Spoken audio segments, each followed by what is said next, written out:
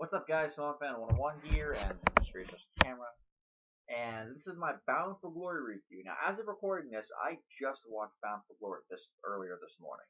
So keep in mind, this is most fresh in my head. Overall, I thought it was a good show. I didn't think it was a great show. It did have a couple things that did bother me.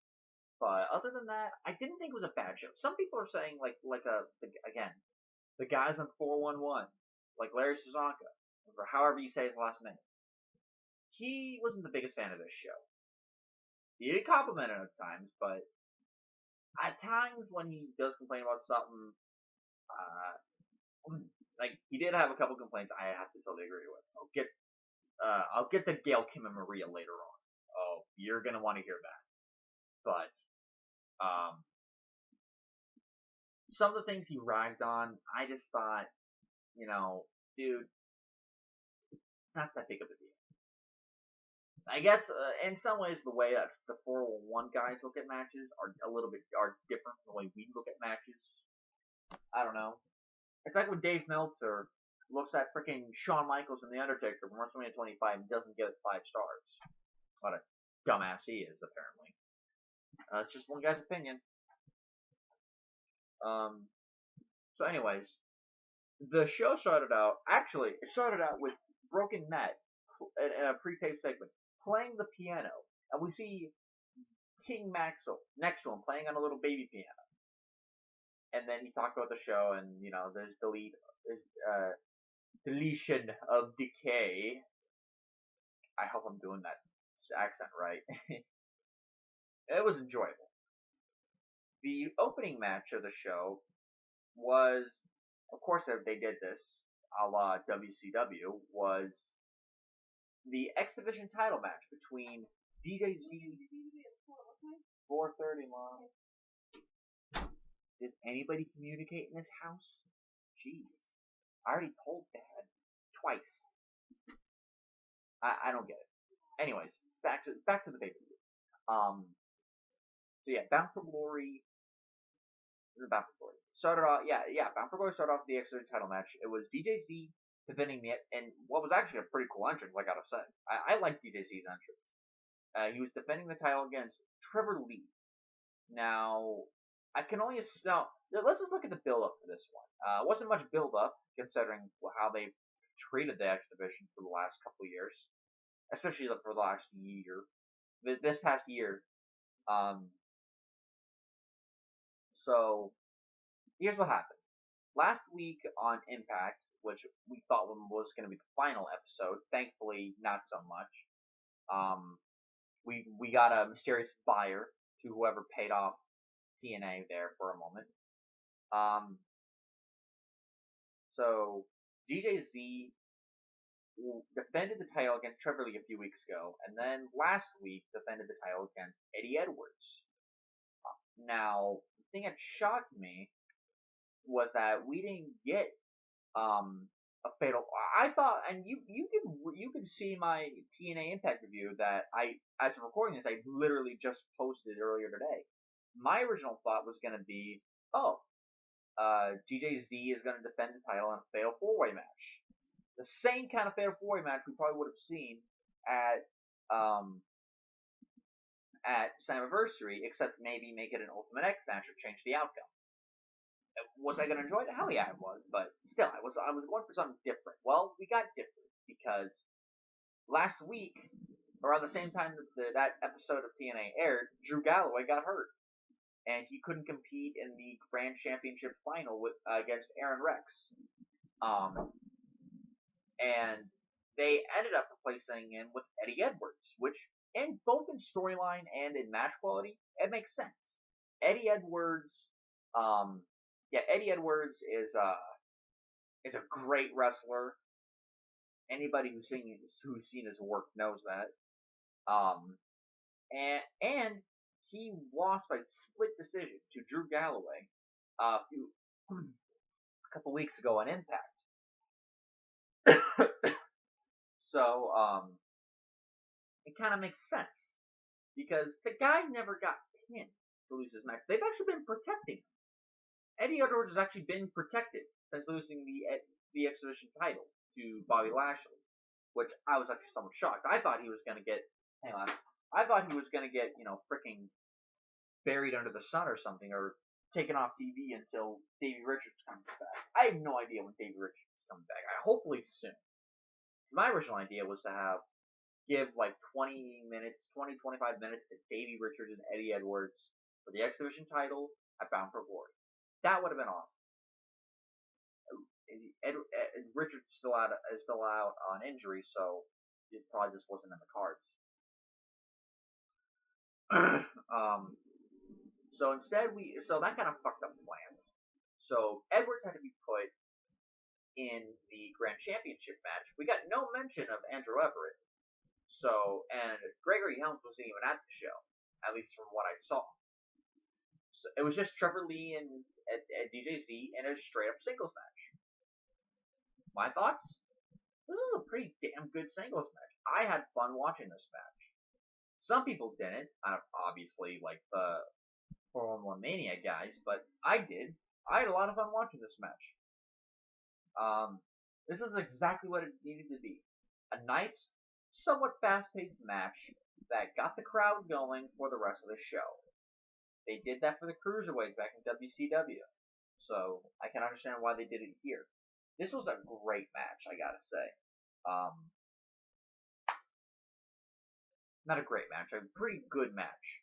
It was a lot of fun. DJZ retained the title. Apparently his finish now is like a rolling DDT. Like he rolls forward, and then he jumps onto his opponent, and then hits him in a DDT. So, for those people who, complain that, oh, the DDT is, just a freaking setup move, DJZ proves you wrong. It's like, okay, yeah, take out the roll. It's just a DDT.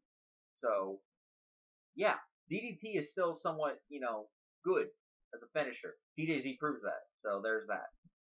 Pretty good match here. The X Division title reign to DJZ rolls on. Something that became a recurring theme throughout the show is that after each match, or after most of the matches, there would be a backstage segment about either a match coming up, or something with one of the wrestlers, or something like that. Something that WWE used to do. And they still do it, but now they incorporate backstage skits. Like just at SummerSlam, like last month, or 2 months ago, they did the whole thing with the New Day, Stephanie, McFoley, and the guy, like, who was the guy that ran the Today Show or the Daily Show? Jon Stewart. Like those skits. So like I do not watch SummerSlam to watch skits. I wanted to watch SummerSlam to watch guys like Finn Balor and AJ Styles knock it out of the park.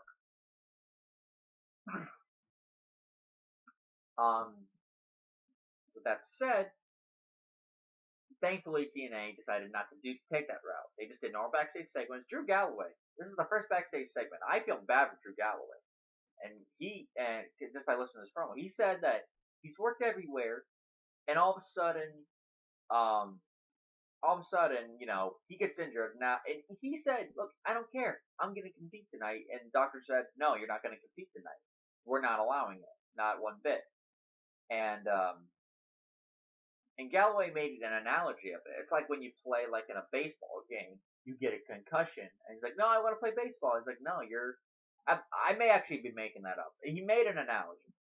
Regardless. And I feel bad for the guy. I kind of feel bad for him. Even though he's a heel, half the time he still cuts promos the same. He still cuts promos the same way, which I'm glad. It's like when CM Punk turned heel or face. It's like, he still cut promos the same way.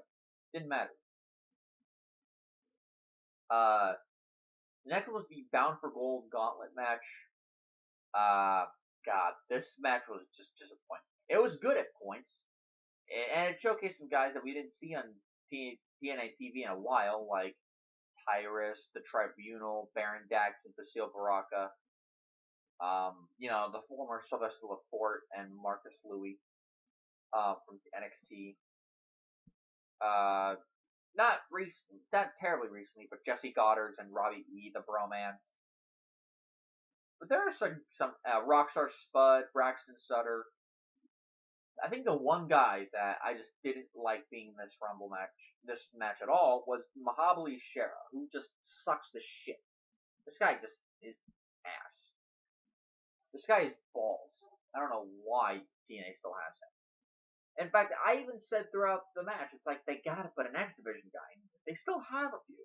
Andrew Everett. Like Edwards is in the Grand Championship match. Richards is out on injury. DJ Z and Trevor Lee are doing their own thing. I'm like, put Andrew Everett in there.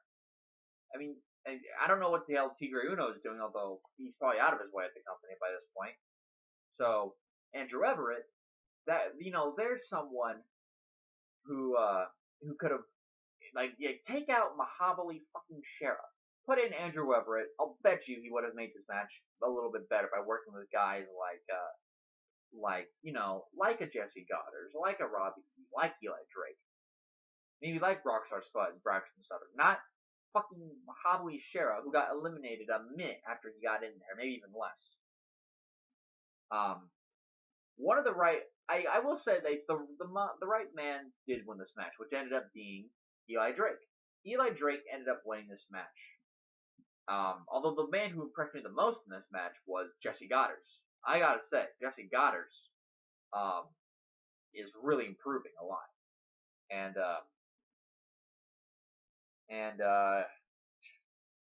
they gotta add Jesse Goddard to some kind of division. Put him in the Grand Championship division. Put him in the X Division. The guy's good enough to be an X Division guy.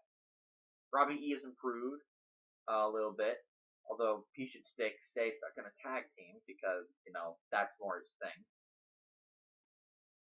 Just a lot of stuff that could have been improved in this match just by rearranging the order, keeping some guys in there longer like Braxton Sutter, and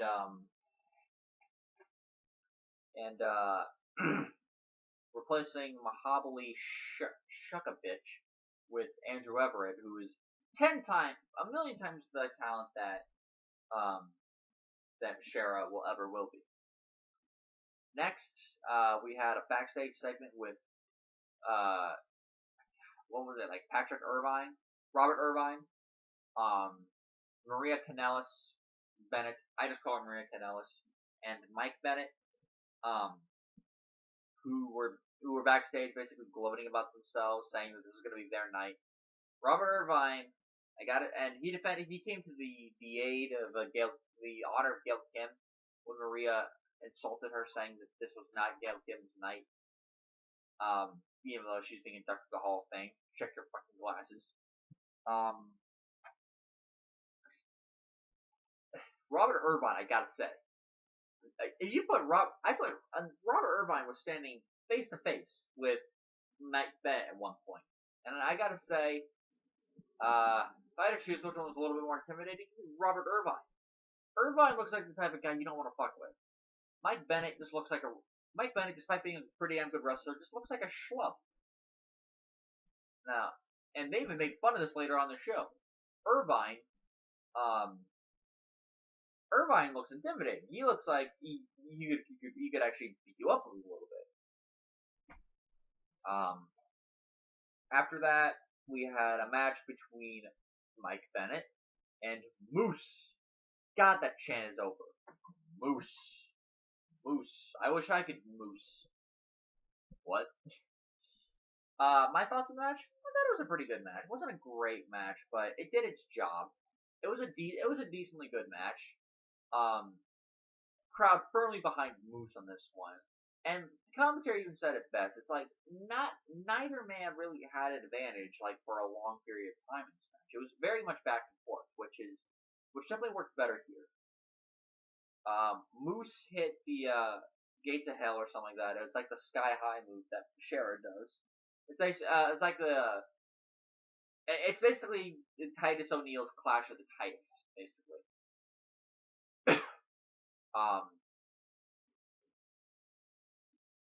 And after that he hit.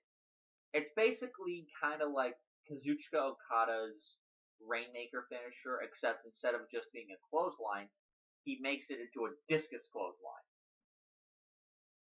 So there's that. Moose, the right man went over. Moose had to win. This was his first major match in TNA. Right man went over.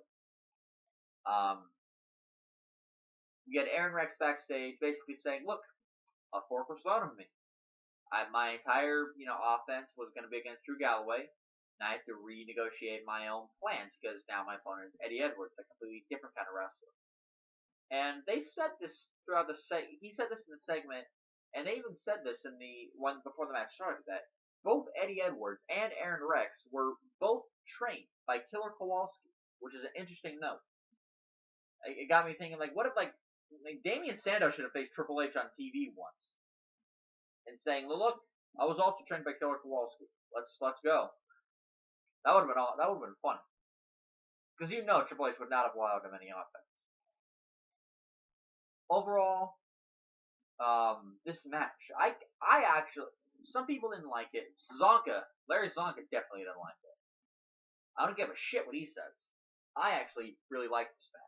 Both guys put in a good amount of work. Hold on a second. Yeah?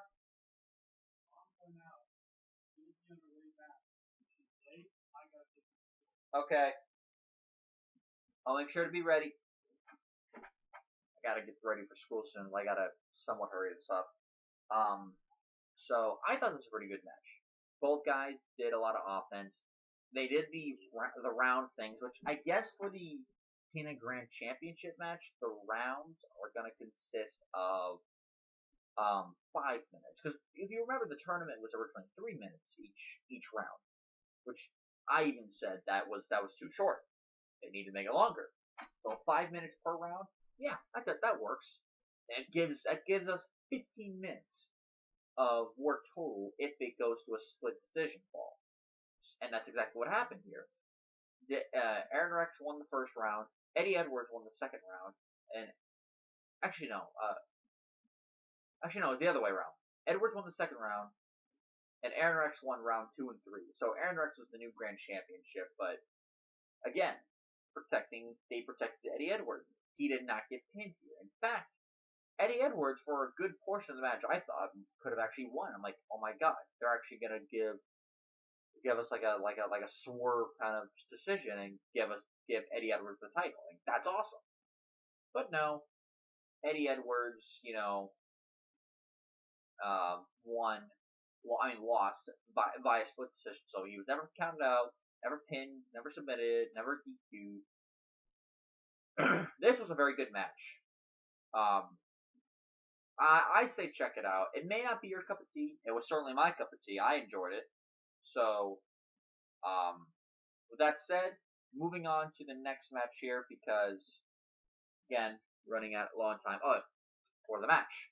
It was the Hall of Fame ceremony for Gail Kim, which is probably the reason why some of the matches didn't go as long as it should have. Family DJZ and Trevor Lee.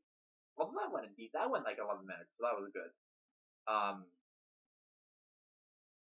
But anyways, so we got visits from Christy Hemme, Taryn Terrell, and Awesome Kong, all of which who have connections with Gail Kim. And they were talking about Gail Kim, congratulating her. Christy Hemme at one point first Christy Hemme came out and then spoke, and she was, I looked like she was on the verge of crying. Because she said Gail Kim obviously overstated what she said. Gail Kim was important in women's wrestling, which she was. She said she was very revolutionary, which I can't say revolutionary because that would be Sasha Banks, Charlotte, Bayley, and Becky Lynch. Sorry. Taryn Terrell came out, talked about the amount of matches they had together, and said that, Gail Kim helped her go through the minefields and gave her some of the best matches of her career, which is true. Then Awesome Kong came out, and I thought Awesome Kong was never going to make another appearance in TNA, especially after the whole fiasco in the UK with Kong choking out Reby Sky in front of King Maxwell. So that shit happened. Yeah, that actually happened in the UK. It was back in January. But Kong's been gone for 9 months, and they just decided to welcome her back. Okay. I gotta say, Awesome Kong looks a lot different without the dreadlocks. She looks like Awesome Kong with the dreadlocks. Without it, she just looks like any other woman. She actually she talked pretty normal. If you hear Awesome Kong talk normally in the past, it's like, wow, really different here. So, so that was a little bit of a surprise. And then, yeah, keep in mind, all 3 of them got cheered when they came out. Taryn Terrell came out, got cheered. Christy Heyman came out, got cheered. Awesome Kong came out, got cheered. Dixie Carter. Yes, that very Dixie Carter, who put TNA in the financial state that they're in to begin with. She came out to talk about Gail Kim, saying how much of an ass she was. It's hilarious that Hemi, Kong, and Terrell all came out with cheers. Dixie Carter, who's your chairman of TNA, at least the storyline, who's been running this company for 14 years, comes out to boos, and she's a babyface. That really goes to show you how much they've given up on Dixie Carter and how much they've come to Billy Corgan. After Gail Kim came out to make her own speech, it was it was basically a normal Hall of Fame speech, talking about the past wrestlers that you've wrestled with, your past accomplishments. She even name dropped Trish Stratus, Victoria, no, not Tara, like she was in TNA, Victoria, and Molly Holly. She even credited Molly Holly as being the one who got her into wrestling to begin with, and was a very good friend. There was a very, very good promo video package for Gail Kim, which was very good to watch. It showed highlights of her winning the Knockouts title, highlights of her matches with Awesome Kong and Taryn Terrell, and of course several women. The people who commented throughout the video package were Pat Kenny, I forget what he does, Billy Corgan, who's the TNA president, not Taryn Terrell, but somebody else.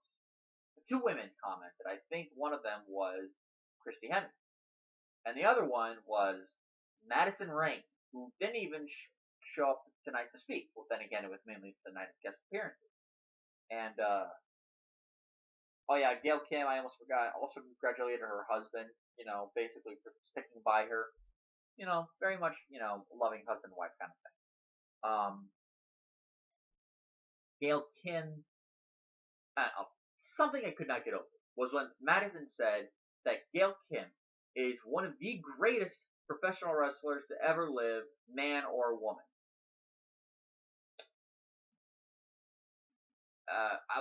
I know you're friends with Gail Kim, but you're wrong. She's not even the best female wrestler. That goes to Sasha Banks. Sasha Banks so far is the best female wrestler. Then Bayley. Then Becky Lynch and Charlotte. And you could probably put Gail Kim in the Paige Emma category. Oh, I almost forgot Asuka. She's above them. Gail Kim is kind of in the Paige Emma category where she's very good, just not great. She's very good. She's had some great matches, though, with Taryn Terrell. That ladder match was their best. That was actually the best match of Gail Kim's career, but, that match, wow. Anyways, but when Madison Rayne said she was the greatest in-ring wrestler of all time, one of the greatest, man or woman, I'm like, not surprising she said that coming from a woman who's not exactly that good of a wrestler. She's not bad, Madison Rayne isn't, but she's also not that good. She's kind of in the middle. So, of course, when she said that, it's like, bullshit. But that's Madison Rayne for you. She plays baseball. Next, we had the Hardys versus the Decay. Decay defending their TNA World Tag Team Championship in the Great War. Ooh. And, how the fuck do I rate a match like this? Well, I gotta say, this is definitely the best match of the night. I'll say that. Best match of the night definitely goes to the Decay and the Hardy Boys. I mean, jeez, this was a great match. There was a bunch of outside skits that they pre-taped because this is the Broken Hardy. They have to do something like that. There was like a vat of water in a bucket or something, in a container. It was from the Lake of Reincarnation. Basically, it changes Jeff Hardy's personality from Jeff Hardy, Willow, drugged up Hardy, monkey spot, whatever. So Crazy Steve in the back dumped the reincarnated water onto Jeff Hardy. And then he turned into some kind of, I don't know what Jeff Hardy turned into, some other personality, which actually, that was actually my favorite part of the entire match. That Jeff Hardy was just off his medication. I cracked up so hard. I was laughing on the floor practically. Matt Hardy would do this thing where every time he punched Abyss, he would say like delete, delete, delete, delete, delete. That was hilarious. I found that funny as well. I cracked a big smile. Their match, there was a point where the guy that apparently got sodomized by Decay a few weeks ago on Delete or Decay came back, taunted Abyss and Rosemary. Rosemary kicked his ass, and then Rosemary got in the car to drive away. Abyss was in the trunk, and Crazy Steve was there to fight him. Not Crazy Steve. Matt Hardy was there to fight him, which was awesome. He had Janice with her. Matt Hardy was used his magical powers and threw fire at Janice, which is just fucking hilarious. I love how through these pre-taped skits that not once did Josh Matthews or the Pope ever do commentary, which made the skits better. Jeff Hardy was still doing his thing with Crazy Steve. Rebby, oh yeah, I almost forgot. Rebby at the very beginning of the match was misted by all three members of the Decay, so she was taken out for the match for the most part. Chaos ensued. Jeff Hardy got up to this is back in the ring later on. At one point, Vanguard, I almost forgot. At one point, Vanguard 1 came to stop the truck from driving, and then Vanguard 1 misted Rosemary in the face. That was fun. Who knew Vanguard 1 could miss? So, now all 6 of them are back at the arena, including Rebby, who came back to powerbomb Rosemary through a table. Abyss was taken out by a side effect onto a table full of thumbtacks and steel barbed wire. Crazy motherfucker this guy is. And Abyss is. And then Jeff Hardy gave in to his addiction, as Matt Hardy says. Got up to the top of the ladder, hit a swanton bomb from the top of a big ladder onto Crazy Steve. He was on 2 tables. Pinned him 1, 2, 3. Steve and your winners, new tag team champions are the Hardy Boys. 2-time. Let's hope their reigns last longer. Let's hope Jeff Hardy doesn't frickin' break his leg on motorcycling again. Next, we had a great match, by the way. Best match of the night. Gail Kim beat Maria in 5 minutes, and what was by far not only the worst match of the night, the worst match of the year. This match fucking sucked. This match was shit. Maria pretended to be injured still. Allie basically called her out on it, not trying to insult her, but saying, "You may have misunderstood. The doctor said you're clear to compete." Maria says, "I'm not getting in that ring to compete." A second later, she was in there competing when Gail Kim chased her on the ring. The bell already rung. So, yeah, Maria sucks as a wrestler, okay? Straight up. She's hot, but Maria sucks. Maria Kanellis sucks as an in-ring performer. She's much better off as a ballet. Maria got lost to Gail Kim when first Allie had had Maria's former hand brace that she was going to be using as a weapon. Accidentally tossed it to Gail Kim. Gail Kim threw it out of the ring. Attacked Maria. Got the figure 4 leg lock on the ring post. And then after she got back in the ring, flipped off Maria, which is the only enjoyable thing in this entire match. She flipped off Maria and then got her with Eat the Feet. And 1, 2, 3, Gail Kim is your new Knockouts champion. Good news, Maria is no longer Knockouts champion. Thank fucking God. Bad news, Gail Kim is yet again your Knockouts champion. Why didn't they just put it on Jay or something? Hopefully they'll put it on Jay later, but it's like 1 step forward, 2 steps back. They gotta take the title off Gail Kim as soon as they can. Probably put it back on Jade in a great match, hopefully.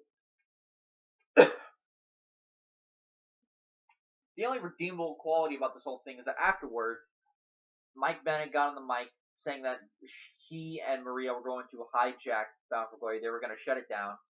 Out came the Cody Rhodes, who they just kept on calling Cody throughout the whole time. But Cody Rhodes. Cody Rhodes came out to face Mike, as well as Brandy, his wife Brandy, came out to face Mike and Maria. Maria and Brandy had one spot, and they somehow got it sloppy. Brandy was supposed to knee her in the face. I don't know what happened there. She did, though, so eventually, I guess it doesn't really matter.